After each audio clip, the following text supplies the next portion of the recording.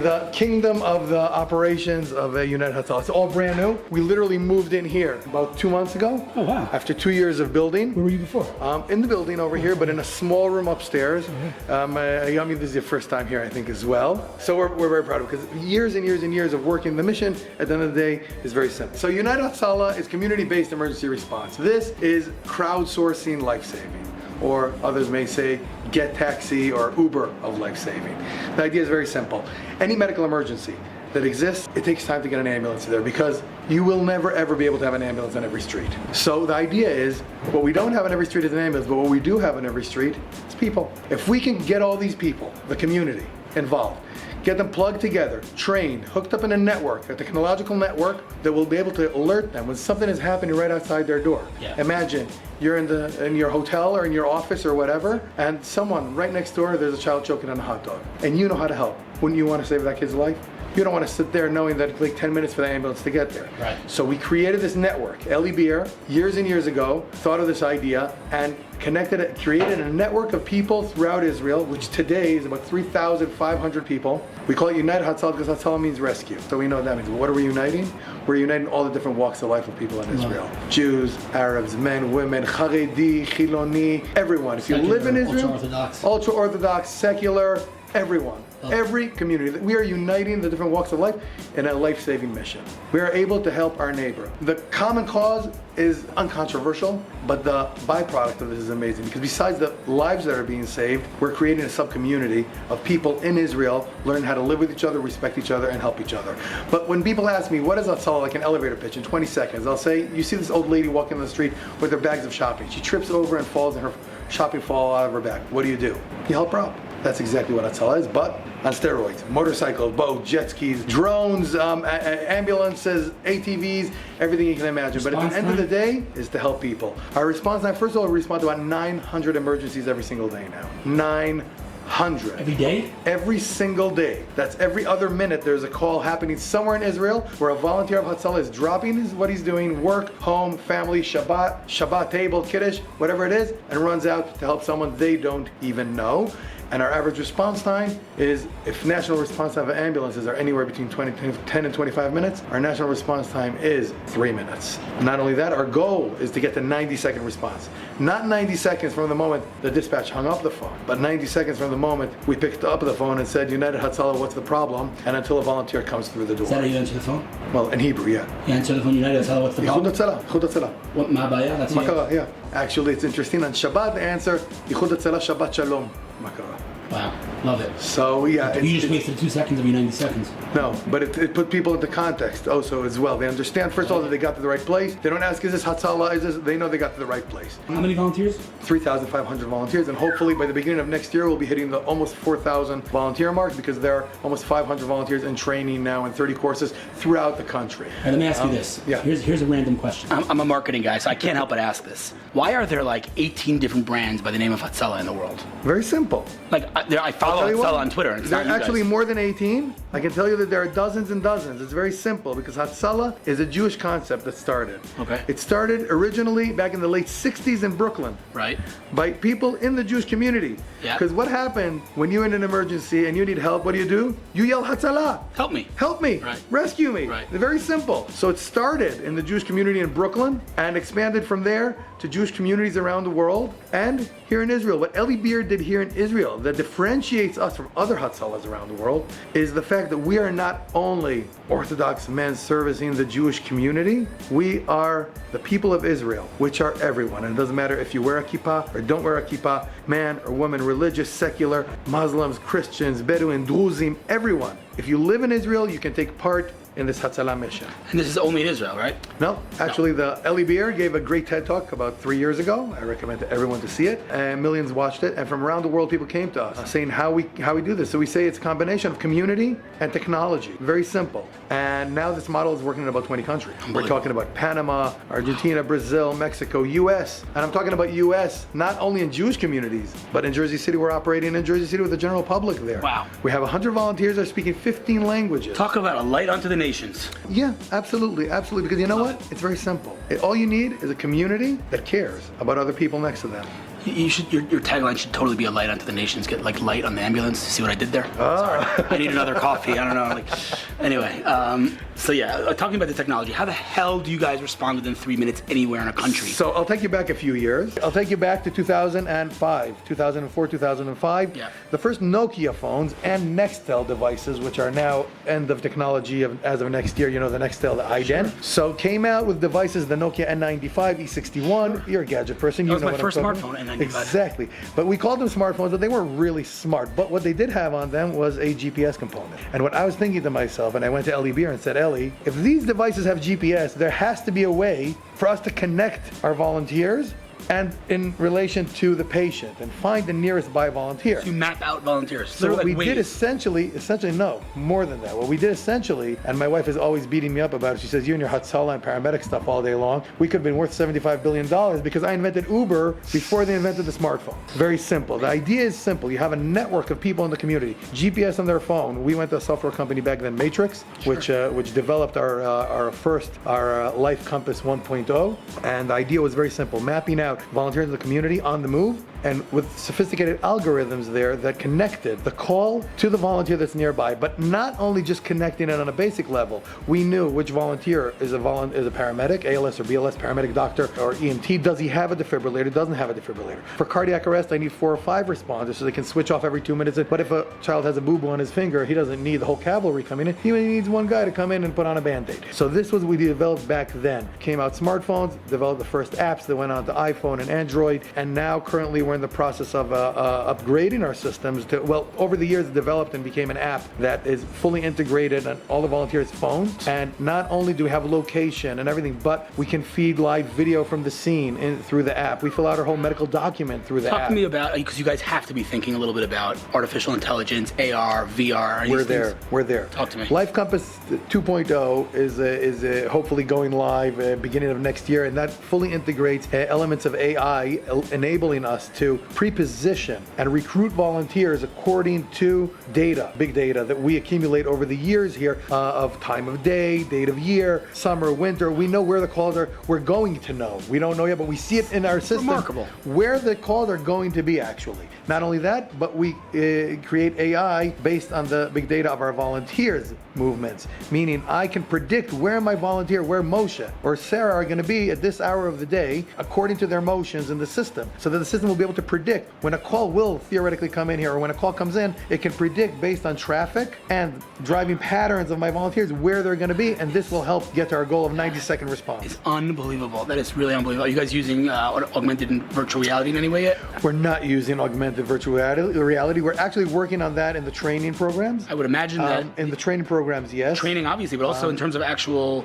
treatment on scene. If a person can, let's say a person doesn't know how to handle a certain situation, in augmented reality, you can, I know one thing. Yeah. We're freaks of technology, and we like to be in the cutting edge of this with one purpose. As long as it can support the mission of a 90-second response. Okay, but you know what today is? What is today? iPhone 8 day. Yeah, Tonight. no, iPhone X. iPhone X day. You know We're what all that waiting means. to see how it'll identify faces in the middle of the night. Yeah, but forget To faces. open it, otherwise you can't open your phone. What are your challenges? What are your roadblocks? Or Well, I would say the primary is the goal is to get the 90-second response. How do we do that? It's a combination of enough people in the community recruited to the organization, trained, equipped. Our organization is a non-for-profit, non-government organization funded by purely donations of good people around let's the talk world. about that for a second here. Okay. You looking for more donations? Always. Always. How do people donate? So you can go to the website israelrescue.org. What is it? Israel Rescue? Israelrescue.org. It's interesting. How come it's not United Hatzalah? Because back in the day, we were trying to think when people would still need to write, before Google days, Yeah. they need to write a domain, and we were thinking, what would people relate to, connect to Israel and Hatzalah? So explain to people Hatzalah, some can't even pronounce it. And also there's So we different ways said- to spell it also. Exactly. This is something over the phone. I can tell someone, just go to Israel Rescue. IsraelRescue.org. And you can donate money through the website? Absolutely. Is there a minimum donation? No, absolutely not. Anybody can donate anything they want. Yes, And it goes directly to There's so many saving lives. campaigns, and directly, very unique. We have all the Guide Star and Charity Navigator platinum, 5 stars, everything, because we have a very unique system that our operation overheads are minimal and they're covered by unique donors that cover overhead, so that when you donate $1, the whole dollar goes to operations here in Israel. Remarkable. I have to say, a lot of times in the tech world, entrepreneurs like to say, we want to make the world a better place. Some people do. I'm not going to belittle them. I don't mean to say that in whatever, but I don't think I've met anyone or any organization that is using technology to literally, physically save lives like you are. So that's remarkable. It's unbelievable. Thank you. We have a great leader, Eli Beer, that really is. He's a Meshuggah that says, I have 3,500 Meshuggahs behind me, and it is, because you really need to be some sort of Meshuggah to be a part of a Hatzalah, because a good Meshuggah in a good way. So wait, just talk to me for 2 seconds about this motorcycle thing that I sat on. What is that thing? So the ambucycle you sat on outside is one of 600 ambucycles. The concept is transportation solutions to minimize response time. So in the big cities where traffic is terrible, and we know that you can't get from point A to point B, it will take you forever, these mopeds can jump on sidewalks between cars and get to anywhere in the big cities within seconds, literally. In Jerusalem and Tel Aviv parts, we're already at 90-second response, and this is the goal of these mopeds. We also have for other areas like the desert, the beaches, etc. We have these ATVs that have mounted stretchers on them. We have boats in the water, drones that I know you like a lot. We've got 6 drones today that we use for command control purposes and mass casualty incidents and search missions. And you have a lot of those in Israel, unfortunately. Unfortunately, we do, and we try to leverage technology in whatever way we can in order to help save lives, minimum response. And I mean, you guys were talking just in terms of the different events that you cope with. I would imagine there's a lot of car accidents, there's a lot of terrorist attacks, there's absolutely violence. Well, we meet the world statistics of regular emergencies, car accidents, trauma, etc., cardiac arrest, but we have an additional layer, and that's the security layer, which is situations that we need to deal with of terror attacks, the stabbing waves, mass casualty incidents, bombs, and all kinds of other threats that we need to deal with. I don't want to jinx this. I'm not a fan of talking about this kind of thing, but over the last, I would say, decade in Israel, there's been literally thousands of terrorist attacks, and again, every life that's lost is a horrible, horrible tragedy as a whole world. But if you look at it statistically, purely from a numbers perspective, the fact that I don't know if you know the numbers off the top of your head, how many people have lost their lives to this conflict that gets endless press, the numbers are just microscopic. Again, every person is a whole world, don't get me wrong, but my father likes to say there's never been a period a 70-year period in the history of the Jewish people that so few Jews have been killed. So again, a horrible tragedy, but just to give, and I think, of course, I'm a religious man, I believe God has his hand in that, but I think that, a lot of that is credited to you guys because you were first on the scene and you're saving lives. I think it's credited, first of all, to the security forces that are able to minimize the terror attacks, but those that are executed, yes, the volunteers being there within seconds, literally stopping the bleed, preventing that death, resuscitating those people, has a significant impact and difference on the outcomes. Absolutely. What can I say? I hope I never have to encounter your services, but I do hope I can help in any way, shape, or form. We just came from Shalva, where I made a promise on camera that when I make my first exit, my first check goes to them. My second check goes? It better be to us. Let me show you our dispatch. Need I say more? Second. All right, let's go. The total people killed since 1920 by terrorists in Israel is 3,759, according to the Foreign Ministry. That many people were killed on September 11th, which was yesterday alone. Almost that many people. So again, every tragic life that's lost is a horrible tragedy, but in perspective, those numbers are microscopic. So this is the Hatzalah Dispatch Center undergoing tech work at the moment.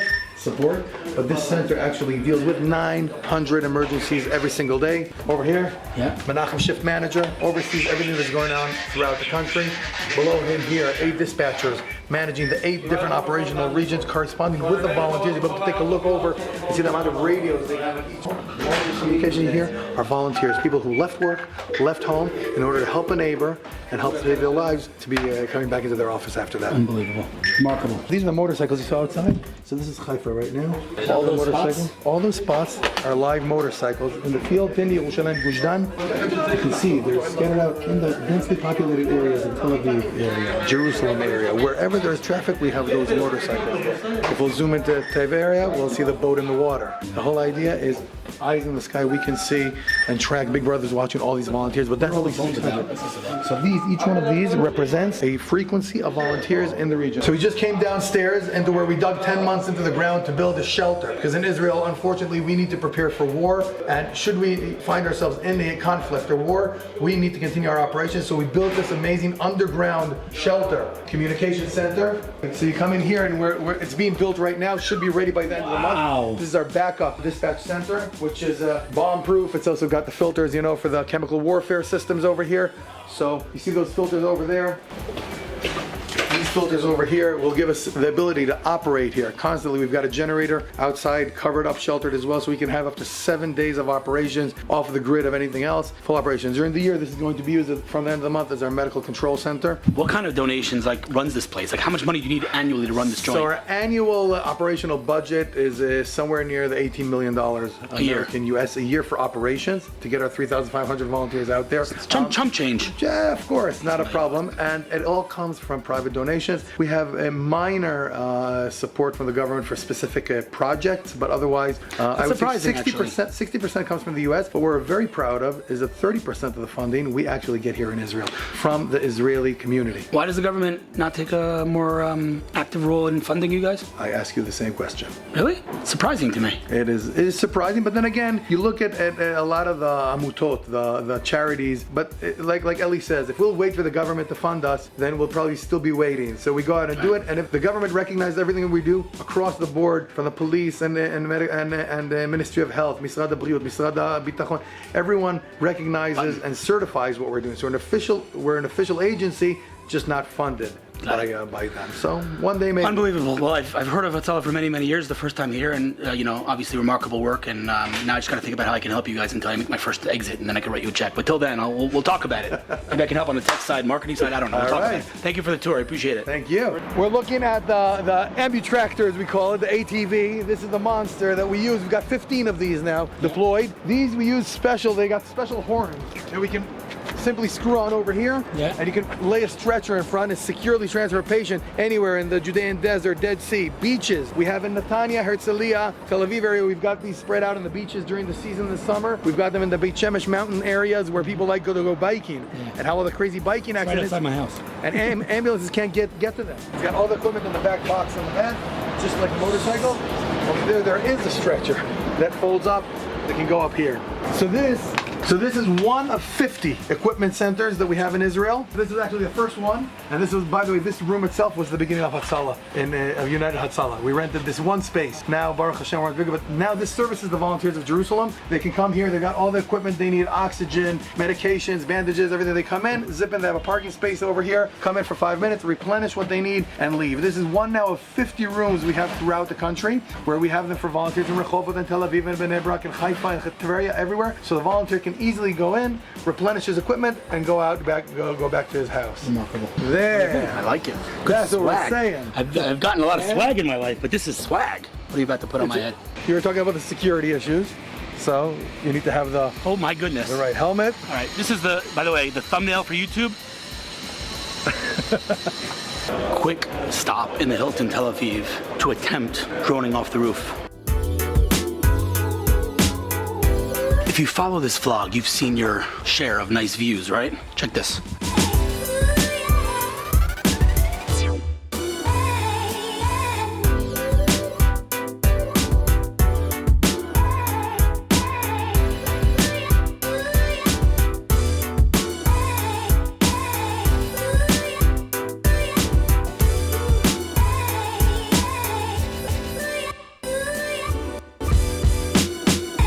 Did I or did I not tell you today would be different? What a day today was. And tonight is the Apple event. So by the time you watch this, you'll know what Apple announced. Chances are I will own what Apple announced. I love Apple events. See you tomorrow.